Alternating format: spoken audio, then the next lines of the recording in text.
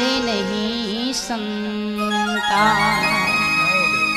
हरि एक हरि कथा अनंता, बिनु हरि कृपा मिले नहीं संता। निर्गुण निराकार राम का जब अपार ही कृपा होते हैं तो संतों का आगमन होता है। फिर आगे ही लिखे हैं गोस्वामी जी रामायण में, ये रामायण की चौपाई है। संत समागम हरि कथा,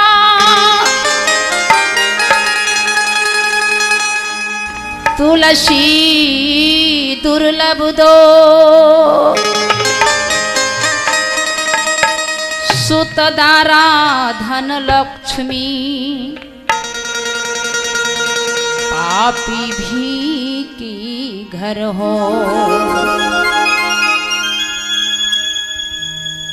बहुत सुंदर ही भाव में लिखे हैं गोस्वामी जी रामायण में। संत समागम हरि कथा, तुलसी दुर्लभ दो, सुत दारा धन लक्ष्मी, पापी भी के घर हो। सुत मने पुत्र होता है, धन लक्ष्मी धन संपत्ति है, माता और पिता पत्नी ये तो बड़े से बड़े हत्यारों के घर में होता है, सभी पापियों से पापियों के घर में होता है। लेकिन सदगुरु का कथा, संतों का समागम सभी के प्रांगण में गिरही में नहीं होता है।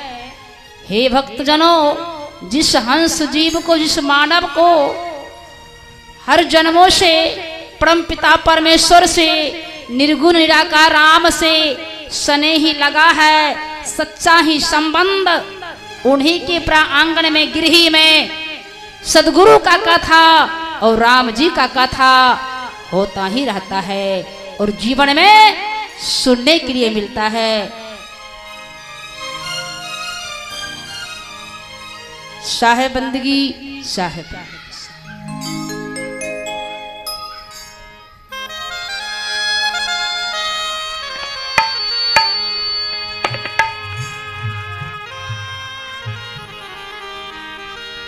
आइए तो धर्मदास जी सदगुरु कबीर देव से अर्जी लगाते हैं, मालिक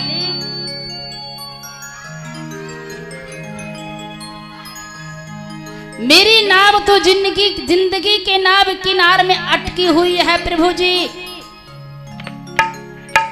आप ही इस नाव को पार लगा सकते हैं। ये संसार सागर से आप ही बेड़ा पार कर सकते हैं मालिक। अहो बिगड़ी मेरी बनादा, बिगड़ल के बिमल बनादा, सतगुरु स्वामी बिगड़ल के बिमल बनादा, सतगुरु स्वामी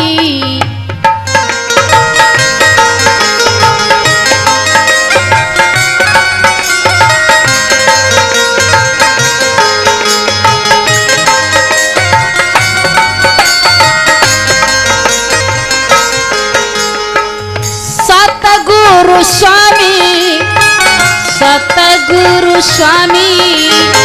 सतगुरु स्वामी, सतगुरु स्वामी, बिगड़ल बिमल बनादा, बिगड़ल बिमल बनादा, सतगुरु स्वामी बिगड़ल बिमल बनादा, सतगुरु स्वामी बिगड़ल बिमल बनादा।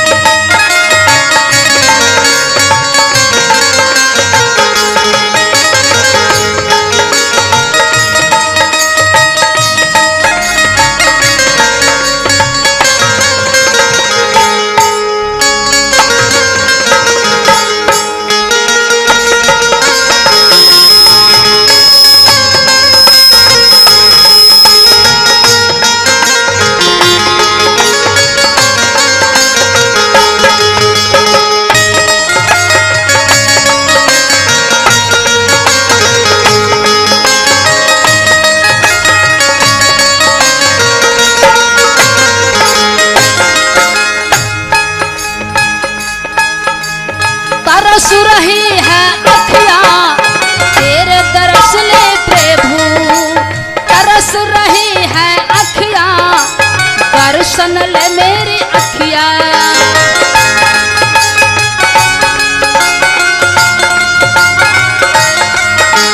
तरस रही है अखिया दर्शन ले प्रभु,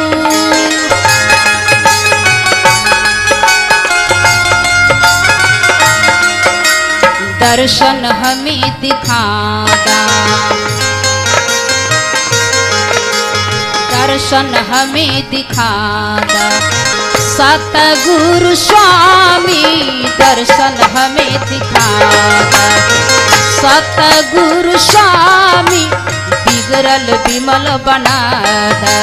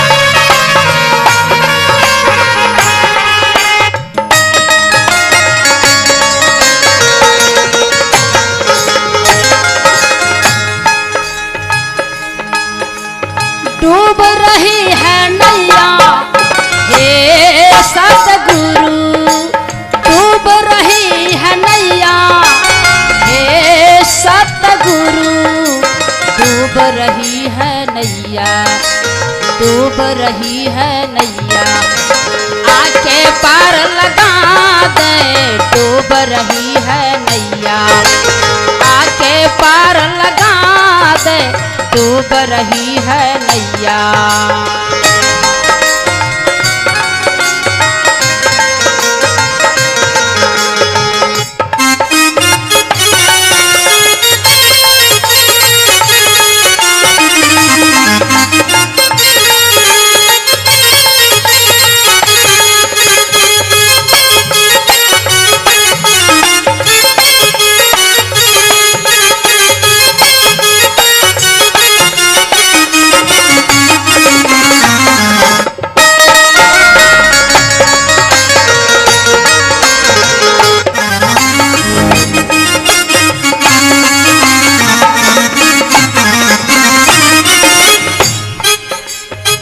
सतगुरु स्वामी, हे सतगुरु स्वामी, हे सतगुरु स्वामी, हे सतगुरु स्वामी, बिगड़ल विमल बनाता, बिगड़ल विमल बनाता, सतगुरु स्वामी, बिगड़ल विमल बनाता, सतगुरु स्वामी, बिगड़ल विमल बनाता।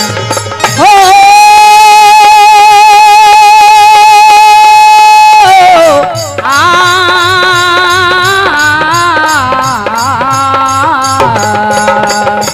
बिगड़ल विमल बनादा, बिगड़ल विमल बनादा, सतगुरु स्वामी, बिगड़ल विमल बनादा, सतगुरु स्वामी, बिगड़ल विमल बनादा।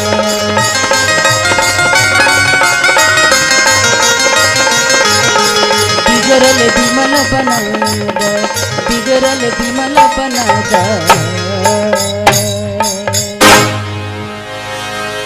प्रेम से बोलिए सतगुरुदेव की जय, संत भगवान की जय।